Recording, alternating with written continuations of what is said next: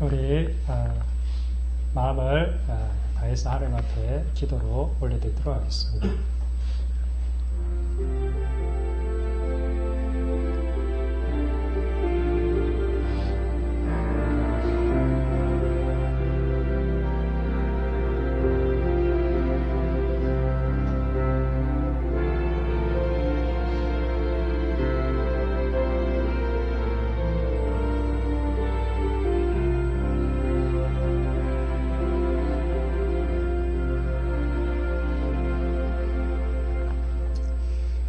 하나님께 나아가는 자는 반드시 그가 계신 것과 또한 그가 자기를 찾는 자들에게는 상 주시는 이심을 믿어야 할지니라. 하나님께서 보이지 않기에 때로는 하나님이 안 계신 것이 아닌가라고 생각이 들 때도 있습니다.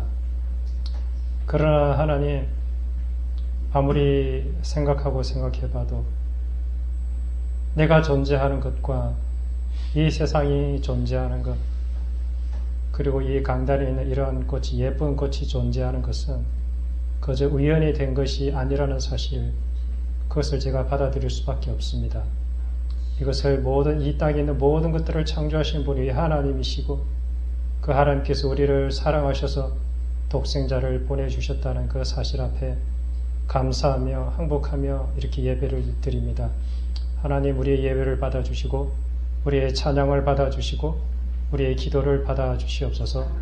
하나님, 오늘 예배 가운데 성령 하나님께서 저희 입술을 주장하여 주시고 또한 아버지 하나님, 이곳에 앉아 계신 분들의 마음을 위로하여 주시고 힘을 주셔서 이 예배를 통해서 다시 한번 살아나는 그러한 예배, 그러한 역사가 있게 하여 주시옵소서. 감사드리며 예수님의 이름으로 기도드렸습니다.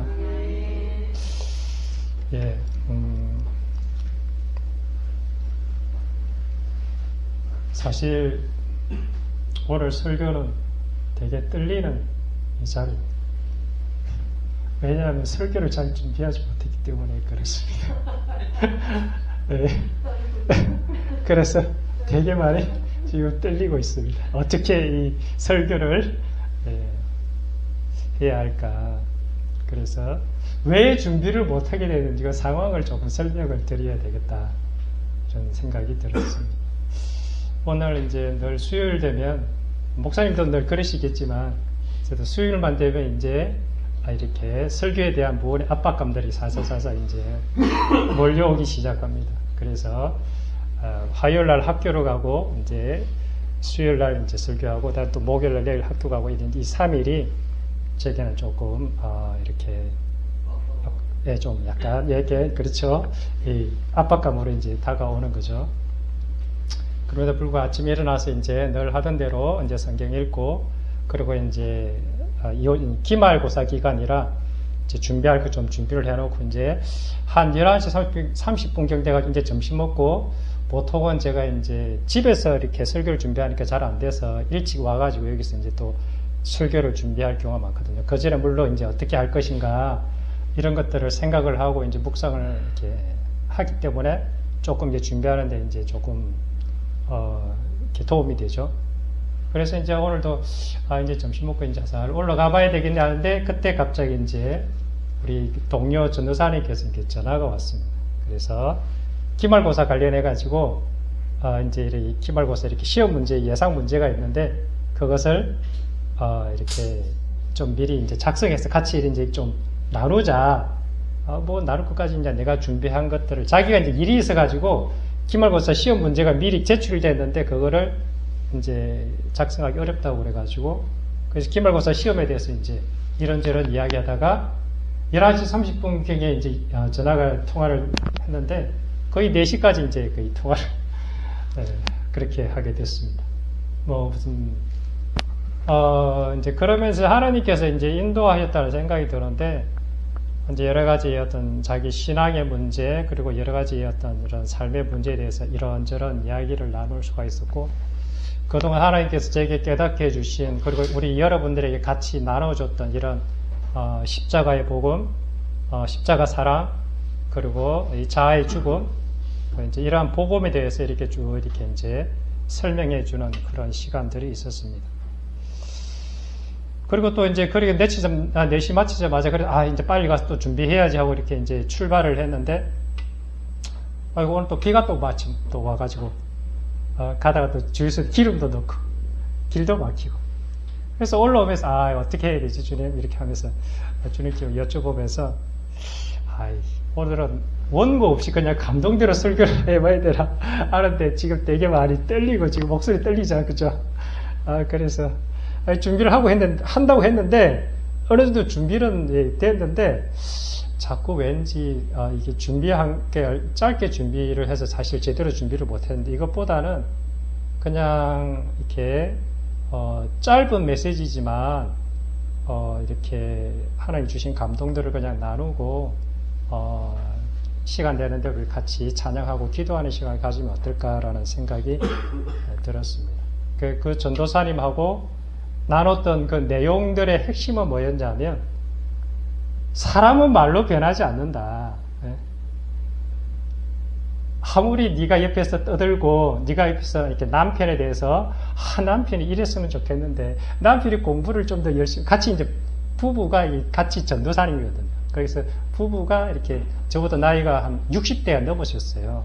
그런데도 늦게 신학교를 하는데 이제 자기 보기에는 남편이 조금 더 공부를 했으면 좋겠는데 공부에 관심이 없다는 거예요. 물론 그것뿐만 아니라 이제 여러 가지 이야기들을 이제 하고 있는데 어쨌든 여러 가지 자기 교회 이야기, 그 다음에 여러 가지 이제 있던 이야기들을 나누면서 사람은 절대로 말로 변하는 동물이 아니다. 왜냐하면 인간이 교만해서 그렇다. 교만해서 모든 인간은 자기 마음 중심에 자기가 왕위로 들어있기 때문에 그 누구의 이야기도 자기 신하나 부하의 이야기로 듣지 자기 왕의 이야기로 듣지 않는다.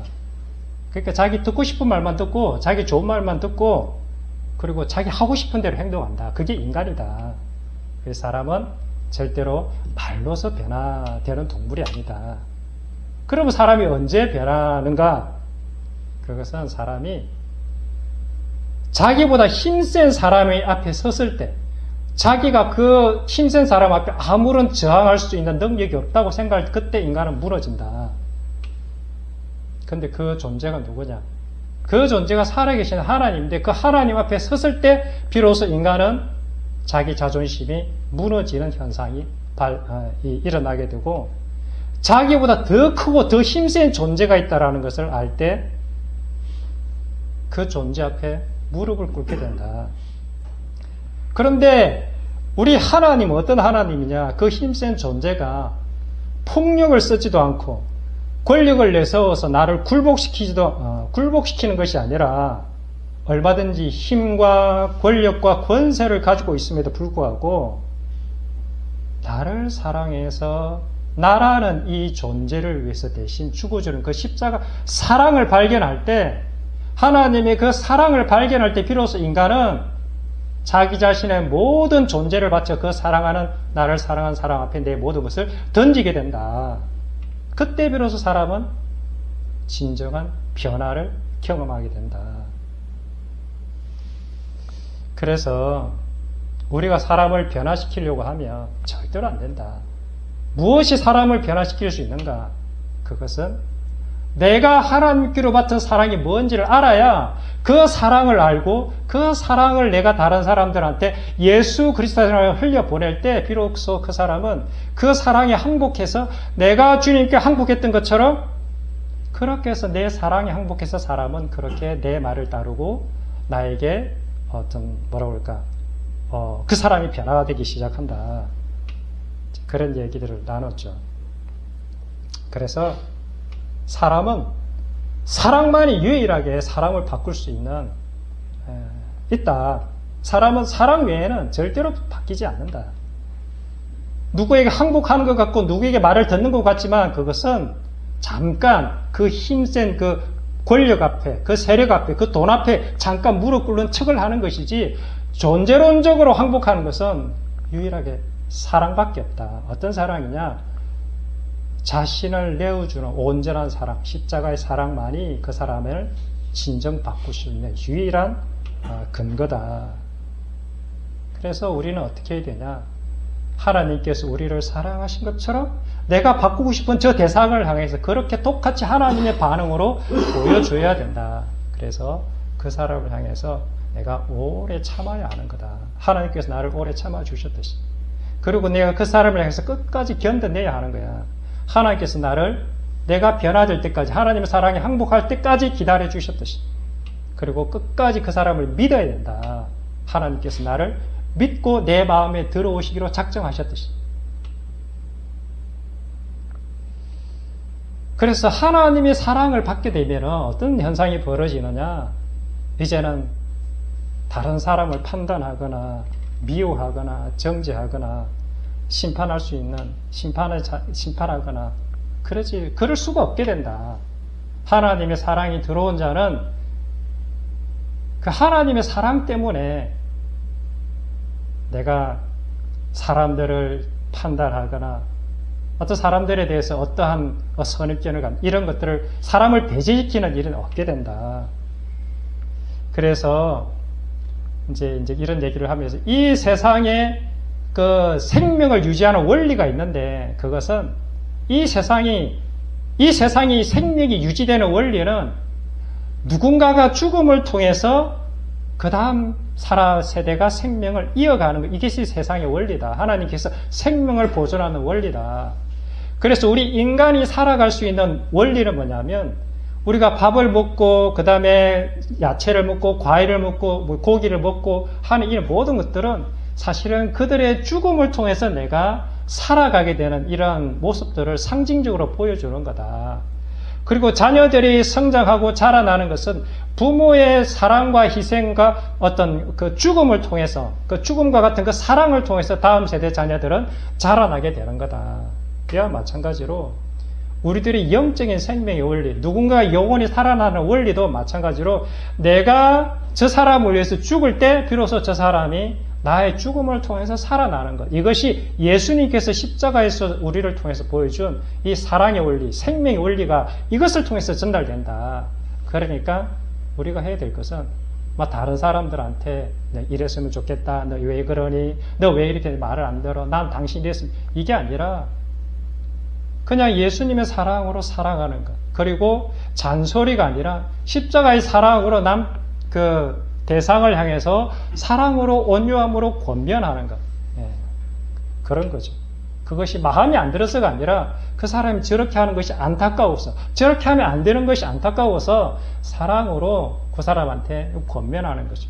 그리고 그 사람이 내 말을 듣지 않더라도 내 뜻에 따르지 않더라도 나는 상처받거나 실망하지 않는 거죠. 왜? 인간은 사람의 능력으로 바꿀 수 있는 것이 아니기 때문에 그런 것이죠. 그래서 요한복음 3장 16절에 이런 이야기들을 나눴습니다. 하나님께서 세상을 이처럼 사랑하사 독생자를 주셨으니 하나님께서 우리 인간들을 사랑하시는 그 증거로 예수 그리스도를 이 땅에 보내셨다. 내가 너희들을 얼마나 사랑하는지 아니? 내가 너희 인간들을 얼마나 사랑하는지 아냐? 그래서 내 아들, 내 독생자를 너희에게 주셨다. 그래서 십자가에서 그 사랑이 어떠한 사랑인지를 내가 증명해 보였다. 그런데 내가 왜 예수 그리스도 내 아들을 십자가에 못 박았는지 아느냐?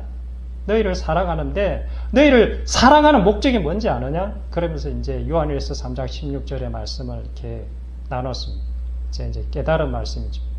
그래서 제가 성경을 이제 새롭게 깨달으면서 성경을 쭉 읽는데 하나님께서 딱 한 말씀을 저한테 이제 가슴에 이제 막 박히게 하셨죠. 성경에서 이야기한 내용이 이 말씀을 하려고 성경을 기록했구나라는 것이 이제 저는 이제 그때 깨달았고 하나님께서 너는 이것을 전하고 이렇게 살다가 내게로 와라 이렇게 말씀이 제게 들렸습니다. 그 말씀이 요한복음 3장 16절이 아니라 요한 1서 3장 16절이었습니다. 그가 우리를 위해서 목숨을 주셨으니 우리가 이로써 사랑을 알고 우리도 형제들을 위해서 목숨을 버리는 것이 마땅하니라. 그가 우리를 위해서 목숨을 주신 이유가 뭐냐? 이것이 사랑이다라는 거죠. 이것이 사랑. 의인을 위하여 죽는 자가 뭐 쉽지 않고 선인을 위해서 죽는 자가 혹 있거니와 죄인을 위해서 죽는 자는 이 세상에 없다는 거죠. 내가 저 사람을 위해서 노숙자를 위해서 내가 대신 죽어준다? 이거 상상이 됩니까? 내 아들을 위해서 죽기도 힘든데 예를 들자면 내 원수를 위해서 내가 대신 죽는다? 이거 사실 정말 어렵죠.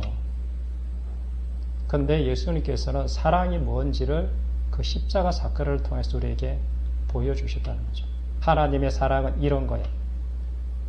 그리고 너희가 이 십자가를 통해서 사랑이 뭔지를 깨달아라. 만지 사랑이 뭔지를 깨달았다면 너희도 네 형제를 위해서 너의 목숨을 내어주는 것은 당연한 거다. 하나님의 사랑을 받은 자가 어떻게 다른 사람들에 대해서 함부로 무례하게 대할 수 있으며 어떻게 너를 위해서 네 욕심을 채우려고 그렇게 살아갈 수 있겠냐. 그 얘기 아니겠습니까? 그래서 천사의 말을 하고 사람의 방언을 하고 그 다음에 뭐 예언하는 능력이 있고 하늘의 비밀을 알고 산을 옮길 만한 믿음이 있고 내 몸을 주님을 위해서 내가 불살하게 내어준다 할지라도 이 십자가 사랑이 없으면 아무것도 아니다. 다 가짜다. 그래서 믿음, 소망, 사랑 이 세 가지는 항상 있었는데 믿음도 소중하고 소망도 소중한데 그 중에 최고는 사랑이다. 어떤 사랑이냐? 이 십자가 사랑이다. 그래서 우리는 이 십자가 사랑이 없으면 아무것도 아니다. 그래서 우리가 해야 될 거는 내가 학교에서 만나는 사람, 또 내 교회에서 만나는 사람, 또 특히 내 가정에서. 그래서 제가 지난번에 설교했는데 이제 유튜브로 올라오는 유튜브 제목에 이제 이런 게 있습니다. 유튜브 제목에 첫 번째는 뭐냐면 똥은 완전히 죽기 전에는 똥 냄새는 사라지지 않는다. 또 두 번째로는 아내가 거듭남의 증명은 남편의 입을 통해서 증명된다. 그래서 똥 냄새는 죽지 않으면 절대로 똥냄새는 사라지지 않아요. 인간의 죄는 십자가에 달려 내가 완전히 죽었음을 선포하기 전까지는 절대로 죄의 흔적은 사라지지가 않습니다. 그리고 아무리 내가 거듭났다고 아무리 내가 하나님을 믿는다고 고백한다 할지라도 남편의 입을 통해서 증명되지 않으면 아마 어렵지 않을까 생각합니다. 아내의 입을 통해서 남편이 진짜 저 사람이 예수님의 사람이야 라고 증명이 되어질 때 우리는 아마 가장 확실한 구원의 확신의 증거를 얻게 되지 않을까 저는 그렇게 생각하는 거죠. 그런데 이것이 결코 쉽지 않다는 것입니다. 십자가의 길을 걸어간다는 것은 결코 만만한 길이 아니에요. 나의 전 존재론적인 죽음을 죽는데 그래서 그 자아의 죽음으로부터 시작하는 게 뭐냐 하면 거듭남이죠. 거듭남. 내가 완전히 주님께 함께 십자가에 못 박혀 죽었다는 것을 늘 기억하고 그래서 이제는 더 이상 나를 위해 살아가는 것이 아니라 바로 내 곁에 있는 그 사람을 위해서 내가 썩어지는 미랄이 될 때 많은 열매가 맺혀지게 되고 그 열매를 통해서 하나님께서 너는 내 백성이라 내 자녀라 이렇게 말씀하고 있는 것 아니겠습니까? 이 시대의 그 가정에서 신앙 전수가 어려운 이유 중에 하나는 진짜 크리스다운, 진짜 하나님을 믿는 진짜 크리스다운 아빠와 엄마를 발견하기가 어렵기 때문에 아마 그럴 것이라고 저는 생각합니다. 저도 뭐 예외는 아니죠.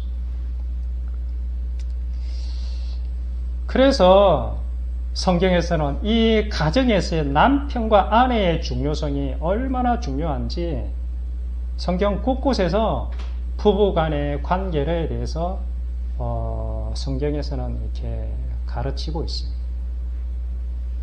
예수님께서도 물론 이제 본질적으로 가르치셨지만 바울도 베드로도 그리고 이제 그냥 곳곳에서 남편은 어떠해야 되고 아내는 어떠해야 되는지 그리고 그 부부 관계는 어떤 하나님과의 교회 관계의 모델이기 때문에 정말 부부간의 사랑을 하는 것, 우리 교회 성도들로서 부부간의 하나가 되는 것, 온전한 연합을 이루는 것은 저는 크리스찬으로서 제1의 사명이 아닐까. 어떤 교회 와서 봉사하거나 기도를 많이 하거나 그런 것보다도 가장 중요한 사명은 부부간의 완전한 연합이 돼서 서로 사랑의 관계를 형성하는 것. 그 사랑의 관계 형성하려면 내가 죽지 않으면 절대로 사랑의 관계 연합이 안 되거든요. 그래서 내가 죽기 위해서 하나님께 매달리는 거죠. 기도하고 말씀 보고 내 자아를 죽이려고 어떻게 하나님의 말씀에 순종하는 거죠. 하나님께서는 베드로 전서에 이렇게 말씀하시더라고요. 아내들아 이와 같이 자기 남편에게 순종하라. 이는 혹 말씀을 순종하지 않는 자라도 말로 말미암지 않고 그 아내의 행실로 말미암아 구원을 받게 하려 함이니 너희는 두려워하며 정결한 행실을 너희의 두려워하며 정결한 행실을 봄이라. 너희의 단장은 머리를 꾸미고 금으로 차고 아름다운 옷을 입는 외모로 하지 말고 오직 마음에 숨은 사람을 온유하고 안정한 심령에 썩지 아니할 것으로 하라. 이는 하나님 앞에서 값진 것이니라. 전에 하나님께 소망을 두었던 거룩한 부녀들도 이와 같이 자기 남편에게 순종함으로 자기를 단장하였나니 사라가 아브라함에게 주라 칭하여 순종한 것 같이 너희는 선을 행하고 아무 두려운 일에도 놀라지 아니하면 그의 딸이 된 것이니라. 하나님의 딸이 된 증명이 무엇에 있느냐? 남편에게 이렇게 자세로 그렇게 하라는 거죠. 아름이 집사님 좋으시죠? 네. 저도 이 말씀 들으면 참 좋아요. 어쨌든 근데 이게 사라가 대표적인 샘플이에요. 샘플.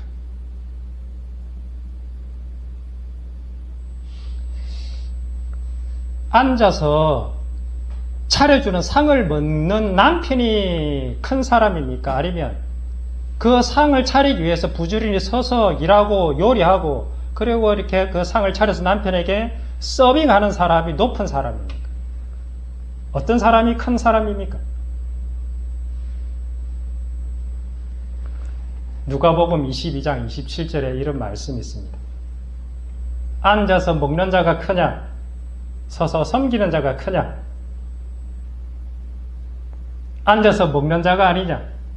그러나 나는 섬기는 자로 너희 중에 있노라. 인간적인 눈으로 볼 때는 가만히 앉아서 먹는 사람이 높은 사람이죠. 임금이 그러지 않습니까? 왕이 그렇고 서빙하는 사람도 하인들이라 하지 않습니까? 근데 예수님께서는 나는 섬기는 자로 너희 중에 있노라. 누가 예수님을 닮은 사람입니까? 앉아서 가만히 얻어주는 것을 먹는 사람입니까? 아니면 그것을 남편을 위해서 그렇게 써서 섬기는 사람이 예수님을 닮은 사람입니까?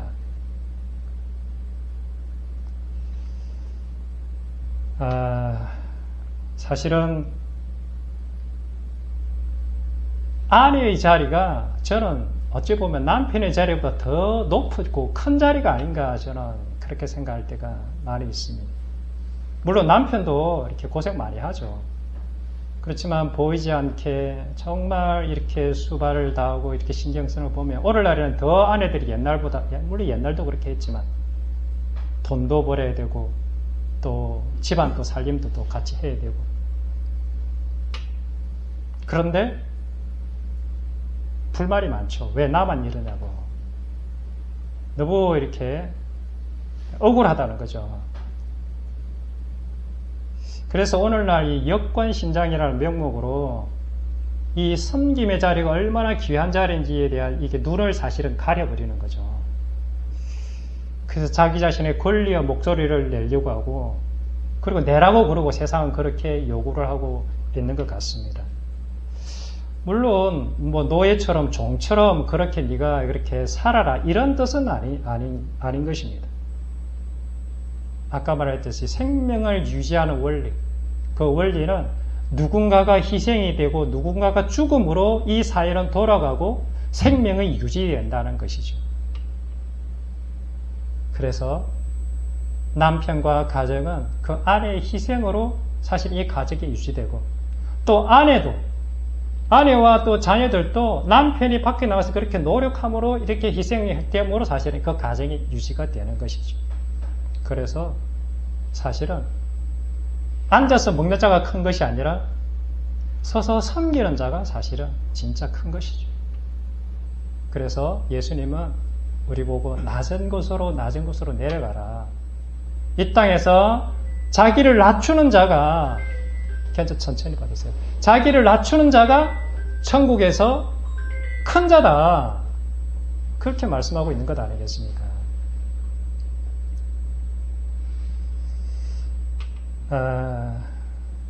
그래서 우리는 사람의 변화를 우리는 참 기대하죠. 그래서 그 전도사님이 이제 통화하면서 자기 자신이 최근에 조금 이렇게 변화한 이야기들을 하더라고요. 학교에서 지난번에 이제 수업 중간에 잠깐 쉬는 시간에 자기가 이제 남편 전도사님이 때로는 약간의 그 억울함 그런 것들이 이제 비칠 때 십자가의 도가 뭔지 알았냐? 십자가의 사랑으로 그 남편을 항복시켜야 된다. 그래서 전도사님이 억울하고 힘들고 때로는 속상하지만 이렇게 약간 눈물이 걸성걸성 하시더라고요.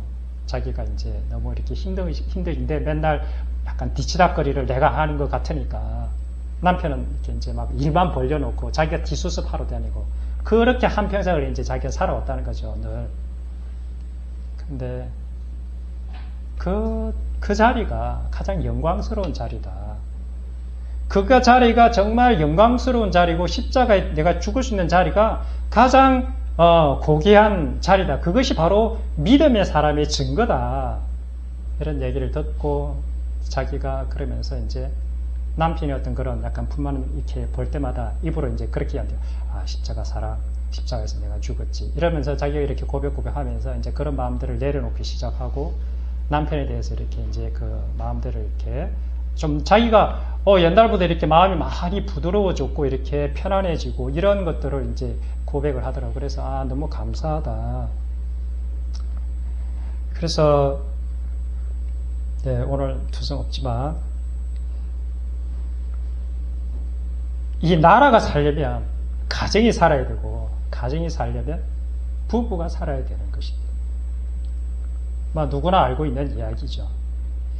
마지막 시대의 사탄의 전략은 가정을 깨트리는 게 이 사탄의 전략인 것 같습니다. 가정이 깨지면 나라도 깨지고 사회도 깨지고 교회도 깨진다는 것을 알기 때문에 그렇습니다. 이 가정이 깨지니까 우리나라 출산율이 어떻게 되어버렸습니까?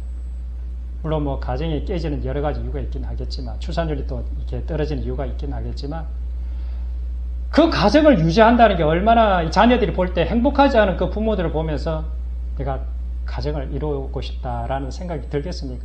나도 저런 결혼해서 이렇게 행복한 가정 꾸려야지 이런 마음이 들겠습니까? 웬만하면 그러니까 가정을 바로 세우는 것은 정말 중요한 이 시대에 진짜 중요한 화두가 된 것 같습니다. 가정을 깨는 가정 손쉬운 방법은 부부간의 연합을 깨는 것입니다. 서로 의심하게 하고 서로 부족한 부분에서 참지 못하게 하고 조급하게 하고 신경질적으로 반응하게 하고 부부간의 연합은 그리스도와 교회의 연합의 상징이기 때문에 결코 깨어져서는 안 되고 깨어질 수가 없는 것입니다. 그래서 언행의 이후에는 허락되지 않는 것입니다. 우리가 하나님으로부터 등을 돌리고 우상을 숭배하면 하나님도 우리에 대해서 어쩔 수가 없어요.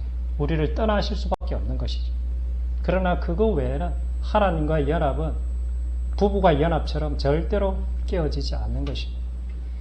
물론 오늘날 가정이 깨어지는 것은 일괄적인 잣대로 다 잘못됐다라고 말하기는 쉽지는 않겠지만 적어도 원리상 가정은 깨어져서는 안 되는 것입니다.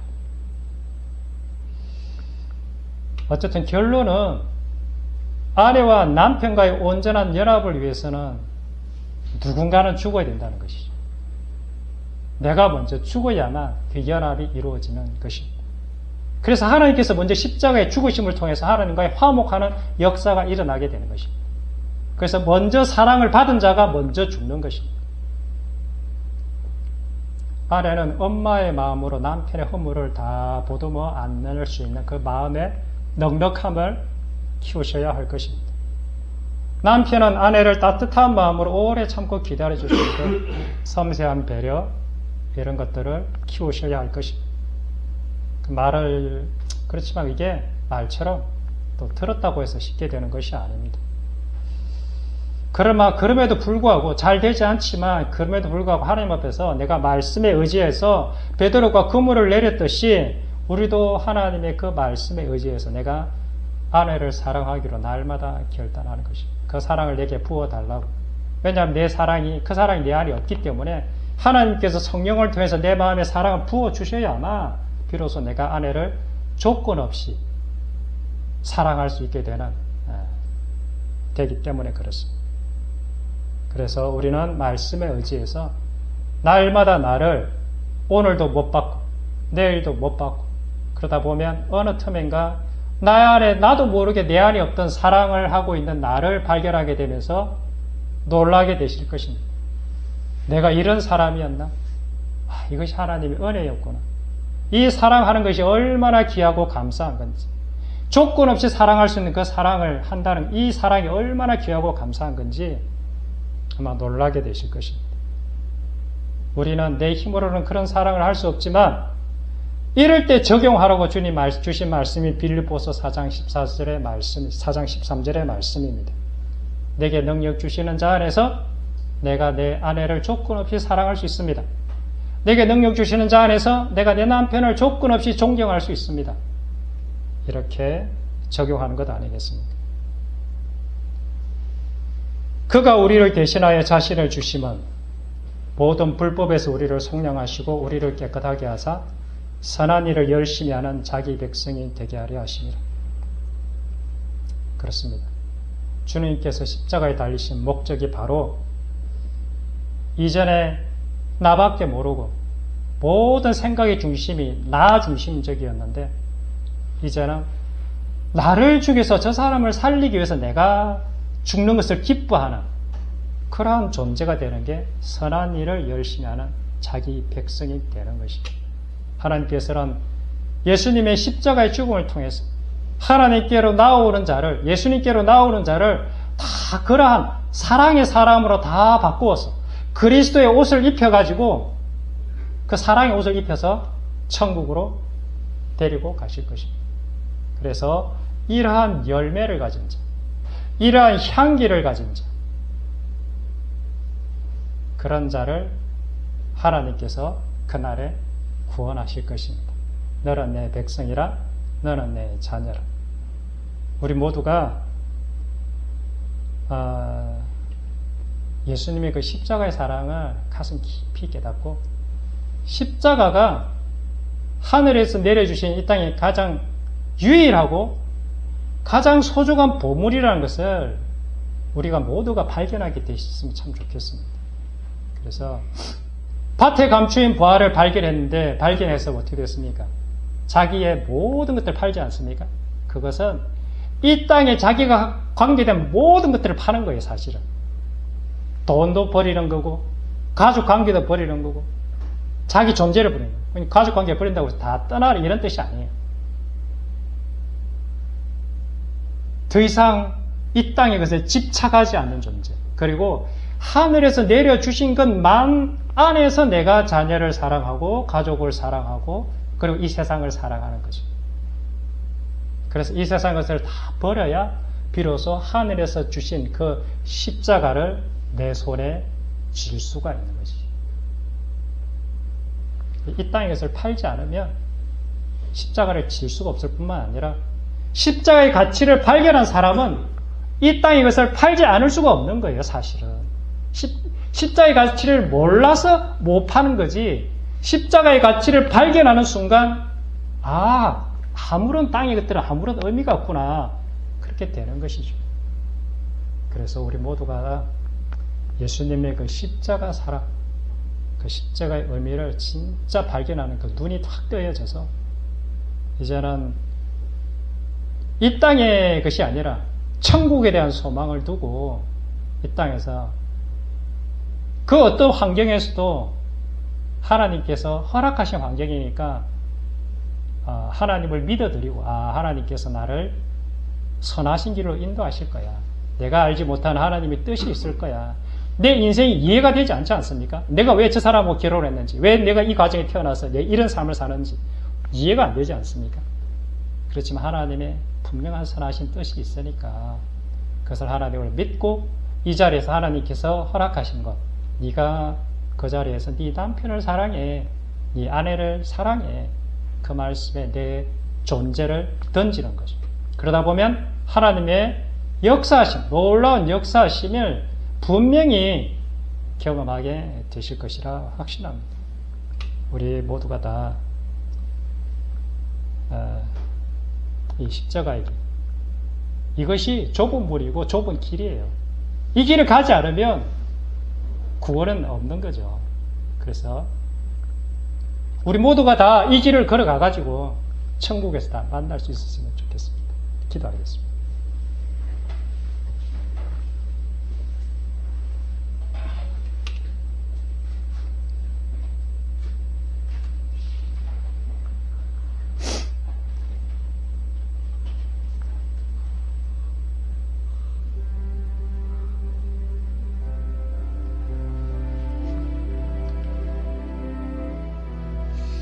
하나님, 인간은 얼마나 참 교만한지 모릅니다. 인간은 사람의 말로 바뀌는 존재가 아닙니다. 권력으로도 힘으로도 세상의 물질로도 인간의 마음의 그 뿌리를 바꿔낼 수가 없습니다. 오로지 하나님의 십자가 사랑만이 사람을 항복하게 하고 그 존재론적으로 진짜 거듭난 그 변화된 그러한 사람을 만들어낼 수 있습니다. 하나님의 사랑의 결정체가 무엇입니까? 십자가 아닙니까? 내가 너희를 얼마나 사랑하는지 아니? 내가 너희를 얼마나 사랑하는지 아니? 내가 이처럼 너희를 사랑한다. 그래서 내 아들 독생자를 너희에게 보냈다. 그가 우리를 위해서 목숨을 버리셨으니 우리가 이로써 사랑을 알고 우리도 형제들을 위해서 목숨을 버리는 것이 마땅하니라. 주님의 그 십자가 사랑을 깨닫게 하여 주십시오. 주님의 그 십자가 사랑이 얼마나 큰지, 얼마나 가치가 있는지, 얼마나 귀한지, 그 십자가 사랑에 내 생명을 던져내는 우리 광년의 식구들 되게 해주십시오. 우리 다 같이 기도하겠습니다. 살아계신 아버지 하나님, 우리 안에는 사랑이 없습니다. 우리 안에는 이기적인 욕망만 가득하고 죄악된 덩어리만 가득합니다. 주님, 우리의 마음을 바꾸어 주십시오. 아버지 하나님, 우리의 심장을 바꾸어 주십시오. 나밖에 모르는 인간, 다른 사람들로부터 박수받기만을 좋아하는 인간, 나의 존재를 증명하고 싶어하는 그러한 이기적인 욕망으로 가득 찬 인간, 하나님의 그 사랑을 내 안에 부어 주십시오.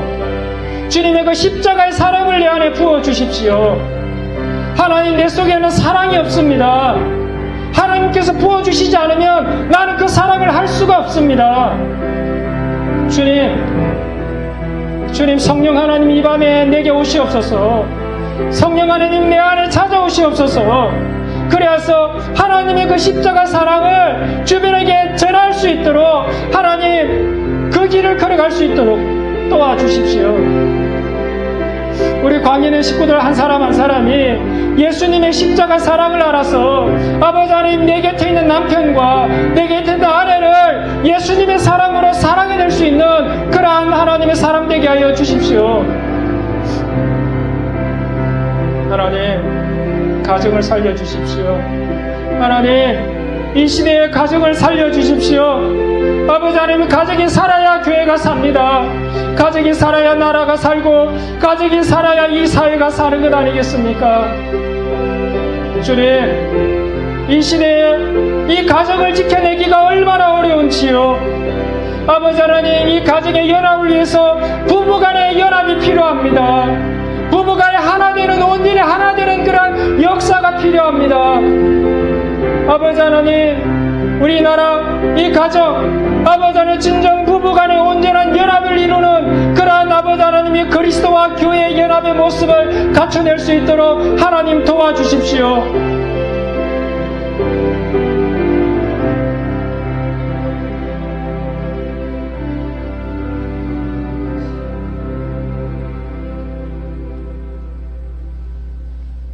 아내들아, 이와 같이 자기 남편에게 순종하라. 이는 혹 말씀을 순종하지 않는 자라도 말로 말미암지 않고 그 아내의 행실로 말미암아 구원을 받게 하려 하매니, 너희의 두려워하며 정결한 행실을 봄이라. 너희의 단장은 머리를 꾸미고 금을 차고 아름다운 옷을 입는 외모로 하지 말고, 오직 마음에 숨은 사람을 온유하고 안정한 심령에 썩지 아니할 것으로 하라. 이는 하나님 앞에 값진 것이니라. 전에 하나님께 소망을 두었던 거룩한 부녀들도 이와 같이 자기 남편에게 순종함으로 자기를 단장하였나니, 사라가 아브라함을 주라 칭하여 순종한 것 같이 너희는 선을 행하고 아무 두려운 일에도 놀라지 아니하면 그의 딸이 된 것이니라. 아멘. 하나님, 이 말씀이 저희 광명교회에서 이루어지는 역사를 경험케 되기를 원합니다. 하나님, 그래서 하나님의 십자가 사랑이 바로 이 가정 안에서 이루어지는 것을, 내 삶 속에서 이루어지는 것을 경험하는 역사를 경험하고 싶습니다. 하나님, 그리하여 아내의 선한 행실로 남편이 구원을 받는 그러한 놀라운 역사가 우리 광명교회 안에서 일어나기를 소망합니다. 하늘에 계신 우리 아버지여, 아버지 이름을 거룩하게 하시며 나라가 임하시며 아버지의 뜻이 하늘에서 같이 땅에서도 이루어지게 하소서.